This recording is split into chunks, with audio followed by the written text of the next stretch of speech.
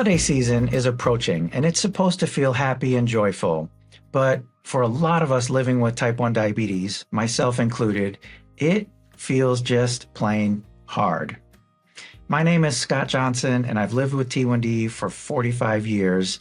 And today on Around the Circle, we are talking about navigating the holidays with type 1 diabetes.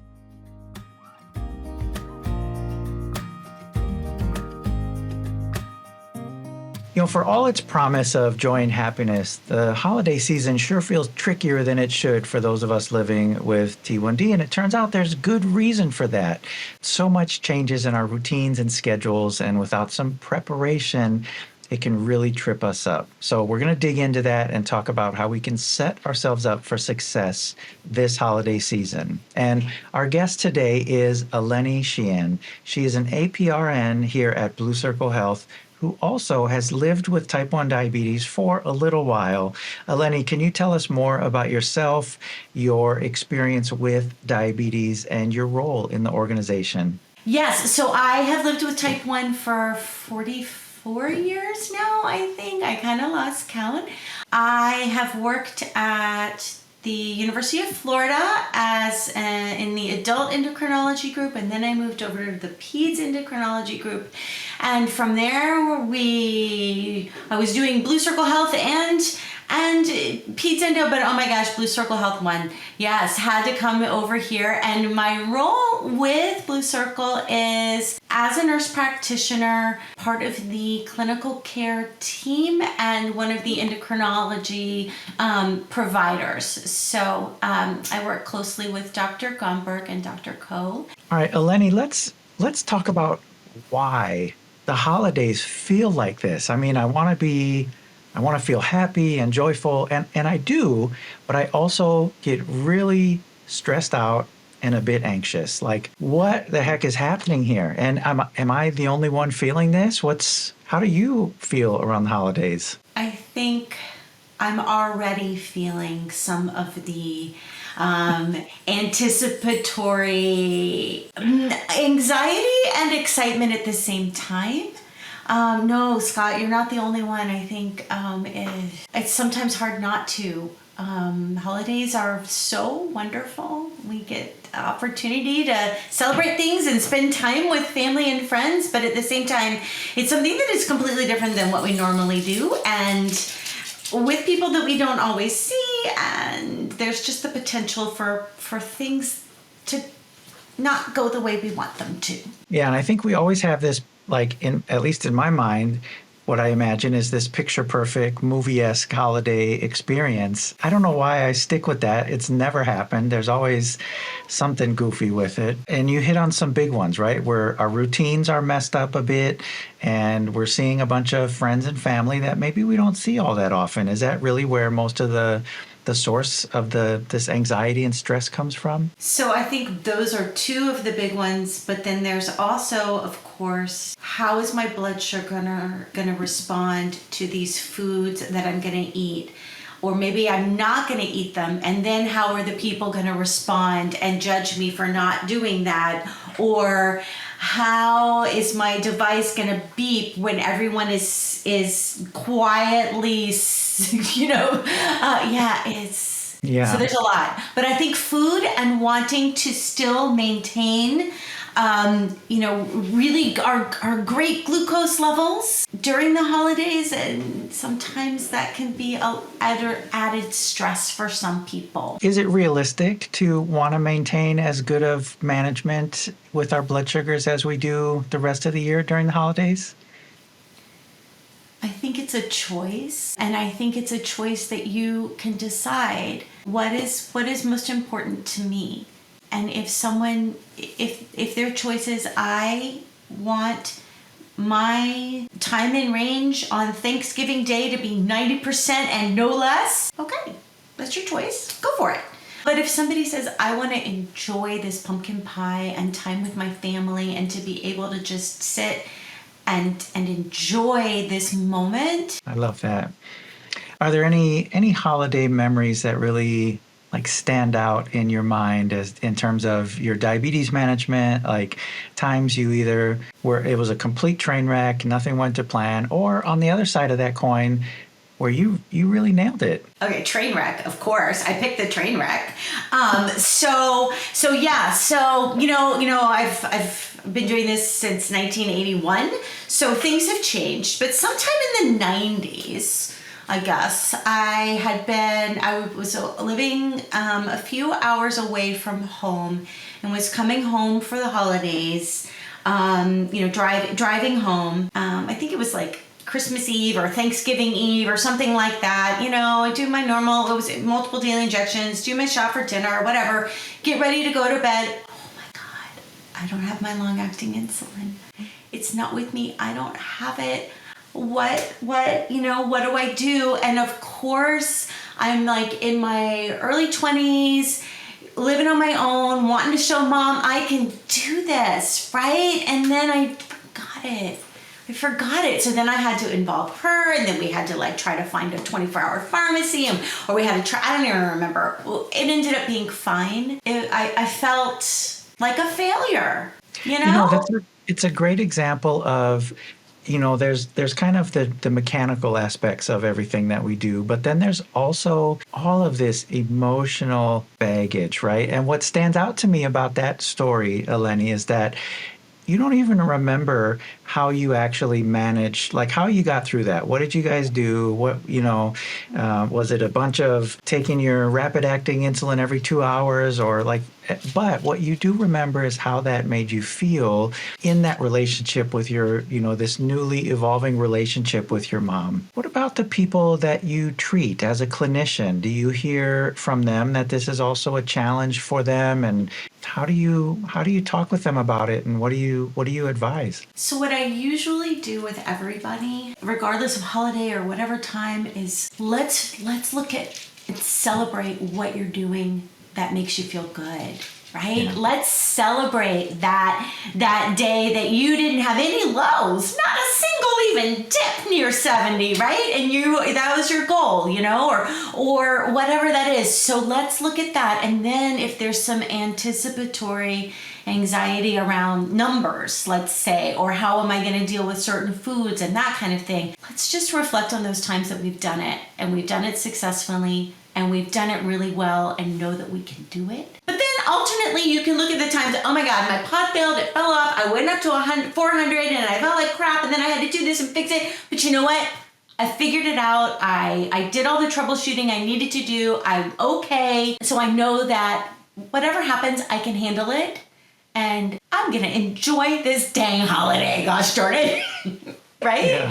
So I think just thinking about that, I can do this, I can handle this, and acknowledging that can often help just minimize some of that anxiety you might be feeling. I think that really sounds like such a wise approach to it all, because you're tackling a couple of big things, right? Like one, I think starting with what's going well is always, anytime we can start with the way we think about our diabetes and diabetes management from a place of positive energy, that makes such a big difference. But then, we're also acknowledging that, hey, sometimes it's a hot mess and things happen, and we may not be able to control everything that's happening, but we also somehow manage to get through it and do pretty well through that too. So there are some people that can do that, and then there are other people who need a plan. I think it just depends on personality. And if someone is someone who, I need to know that if this is going to happen, this is what I do. Okay, well, let's make that plan. Let's just imagine this could potentially happen, and then we're going to come up with a plan. And I'm going to text it to you, and you're just going to look at that text message. You're going to have it right there. You're going to, you're going to feel okay. You're going to feel supported, and it's all going to be good. So it just depends on the person. When you're talking about building plans for those that are planners and need that structure at least in their mental realm, right? Where do you stop? I think diabetes sets us up and we become so good at this that it's almost subconscious, but we always have a plan A, B, and C. As soon as we wake up for the day and get ready to walk out the door, we have to think about, all right, what is the worst possible thing that could happen to me and how do I deal with that? Okay, well, I'm going to have my backup pump supplies. I'm going to have my backup insulin. I'm going to have my pen. I'm going to have my basal. I'm not going to forget my basal this time. I'm going to have my meter just in case. I'm going to have whatever I'm using for glucose tabs or whatever. I'm going to have this. I'm going to have that. And yeah, I'm going to be ready. But still, something could go wrong, and then you just learn, then you think about, okay, all right, I can handle this and I know how to do it. And one of the things that I just remembered that someone was talking about it, she was like, I'm really worried that my alerts are going to go off, and they're going to bother someone, or someone's going to start asking me about what's going on and I don't really want to talk about it. Like, okay, well, let's just change your alerts. Let's do it. We're going to set the high alert at 250 and that's going to be fine. So there's ways that you can plan ahead that are, all sorts of, whatever suits your concern, we can figure it out. Oftentimes maybe we're seeing extended family or friends who we don't spend much time with aside from the holiday gatherings. That can also create some strong emotions and strange conversations. Have you ever had to deal with any family people that are like, okay, this guy is a little bit off, but all right, here we go? The short answer is yes, absolutely. I don't know anyone who has not. In fact, Scott, I think I recall you have an uncle that you have. Do you want to tell us the story about the uncle? You know what? So this is the first story that pops into my mind is Uncle Everett. And yes, him, that. Yes. Right, Uncle Everett. I would see him once a year at the holiday gatherings, and he was one of these, like, he was the entertainer, right? Like, and of course I love him, he's great family, but when I was the source of his entertainment or his topic of conversation, it was really uncomfortable for me. And I still remember one time, I was married, we had both of our kids, we're arriving at the family gathering, and it was one of these houses that, you open the front door and you kind of dumps you right into the big living room. Everyone's there. As we're kind of peeling off our Minnesota winter jackets and stuff, Uncle Everett, he says, Scott, do you have a problem with food or something?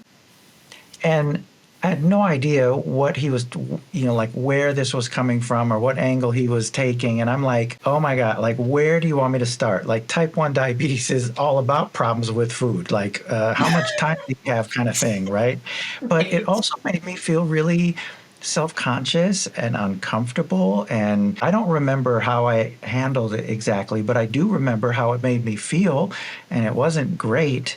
And so I think I just mumbled some kind of something under my breath and moved on with things, and then just avoided him the rest of that holiday. And also from the holidays forward, I would kind of, I don't know, I'm like, before I walk into a place or a room, I'm looking to see, like, all right, where is he? Absolutely have people like that in my family. And how do we kind of minimize those feelings of, that person's going to be there, I hope they don't say anything, is that what can we do maybe to plan in advance to recognize that most people are coming from a place of love. They really are.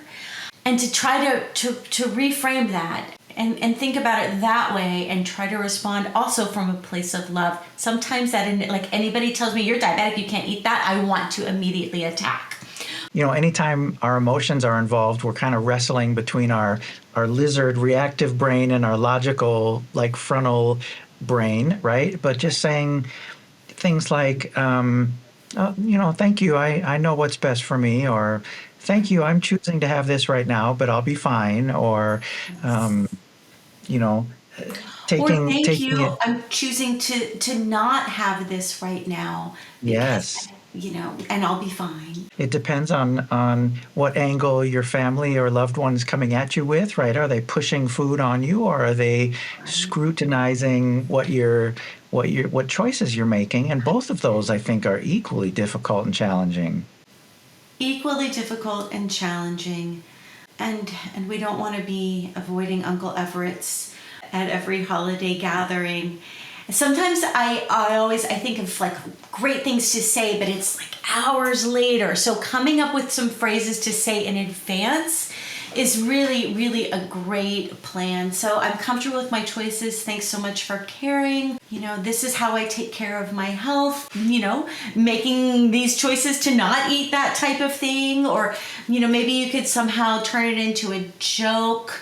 I don't know if there's a way to just kind of play it as find humor in the situation. There's also the opportunity to really turn it into an educational moment, right? Like, oh, well, let me break down what's actually going through my head as I build this plate of food, or as I say yes to this or no to that, and like, oh yeah, I can see why you might believe sweet potatoes are bad for me, but they're actually much better because of the lower glycemic index. Like, bring them into the thought process a little bit and see what their reaction is. Some of them, I think, will be very overwhelmed and surprised by just how much we have to think about in those scenarios. And I think there are some people who may start with a comment that we feel is a little bit not so nice, but it's a way of expressing interest and care. And so if we can engage them and involve them in that thought process, as you suggested, then that's a way of bringing them in and developing a little bit of a closer relationship. So I think that's a great suggestion, Scott. Are we alone in dealing with this, or do you also hear these concerns or stories from the people that you see as a clinician? It's fear of being judged sometimes, or of someone trying to tell you what they think you should do when they don't really understand. And those are the most common things that I hear of, people anticipating challenges with families. I do have another story that kind of counters the Uncle Everett situation, but an aunt of mine, Aunt Sharon, I remember as I was growing up, she was curious about how she could help me and how she could support me, especially around family meals. And she was also very conscious about not making me feel the center of attention or special. Like, she didn't cook special dishes, but she really took some time to talk with me about what are the things that would make my life easier living with diabetes that they could do at their meals. And I'll never forget that. That was such I still treasure that memory. And it's a good example of just how special it can be when someone takes a moment to just kind of step back and think a little bit and engage the situation from more of a curiosity and loving standpoint, with some of that additional communication foresight, right? Communication is just the key to fostering relationships with our families. And sometimes I would often take the stance that you would with Uncle Everett, which would be to just kind of avoid and hide. But taking the time to interact with our Aunt Sharon's and really communicate about how much this means to me, and it can be great. So yeah, it can make our holidays even more special. Yeah, absolutely. So, yeah. I do also want to point out, too, that there can be times where we have Aunt Sharon who is curious and wants to engage, but we just don't feel like thinking about it or explaining every nitty-gritty detail of our lives to someone, because that's a big emotional draw in doing that as well. And so we've covered a lot. Let's just take a quick break before we dive into that, because I want to spend some time on that. One of our favorite things is sharing stories from the people who participate in the program. And I have one here from Michelle, who's been living with type 1 for over 40 years. Hi, my name is Michelle, and I've been living with type 1 for 41 years. And I've been on various pods or insulin pumps, MDI when I was younger. I'm Italian, so food is love. And, we, like many people, I'm sure during the holidays, you graze through multiple sessions of food, and just remembering to bolus in time. Usually I'm cooking too, so remembering to watch my blood sugar so I don't tank. And then you've got the rebound, and then remembering to be present and enjoy it. Working with Blue Circle Health has really helped me build my skills to get through the holidays, whether it's pre-bolusing, remembering to do the right thing, eating, drinking.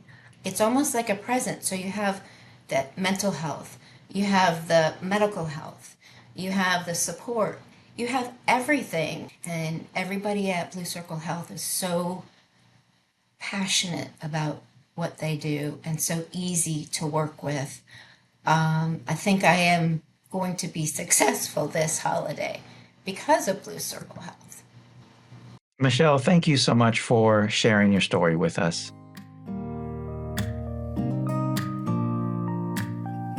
Let's dive back in. So there's actually a word or a phrase for this aspect of people who are kind of doing this thing, right? There's a phrase called the diabetes police. You know, it's those people who scrutinize everything you put on your plate and every decision that you make. Thankfully, there's a great resource out there that we can lean into here.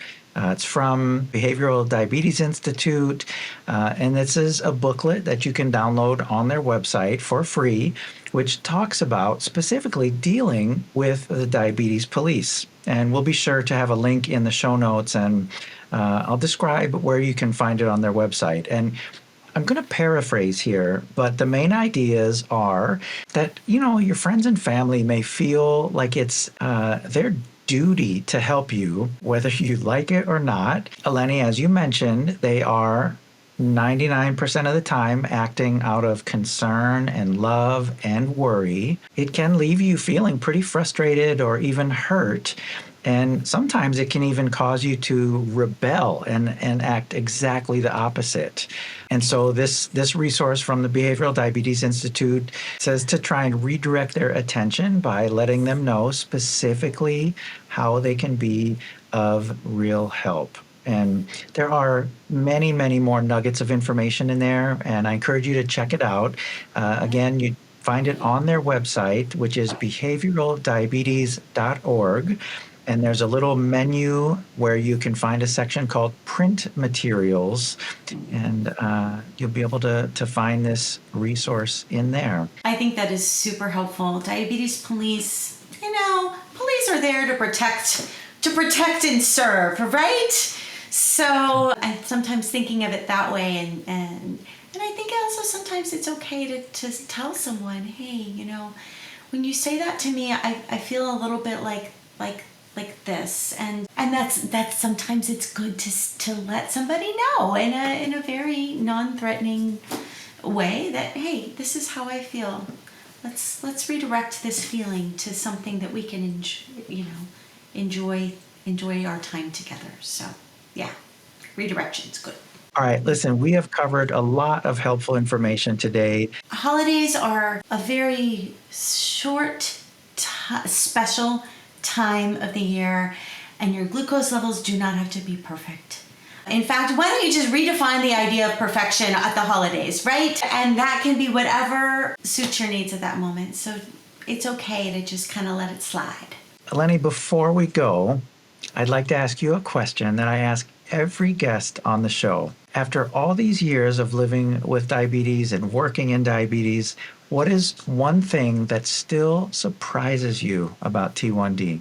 I think what still always surprises me is that it's different every single freaking day. It's just, it always surprises me how my body reacts and behaves. That's a great answer, and I feel that 100%. Well, Eleni, thank you so much for coming on today. Thank you, Scott. It's been really fun. There are a ton of incredible organizations out there doing great things for and with people with type 1 diabetes. And part of what I like to do in each episode is just take a moment to shine a light on one of these organizations. For this episode's Community Partner Spotlight, I want to highlight Diabetes Sangha. Diabetes Sangha specializes in mindfulness and other meditation practices for people with T1D.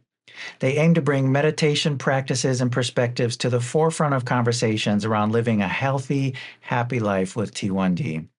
And for me, mindfulness can be a great way to cope with the stresses of T1D, especially during the holidays. So I encourage you to check out one of their free daily meditation practices at diabetessangha.com. That's diabetes, SANGHA.com. If this episode resonated with you, share it with a friend who struggles with navigating the holidays in T1D. We all need to know we're not alone in this. And then be sure to tune in for our next episode where we're talking more about how it shouldn't be this hard to stay alive.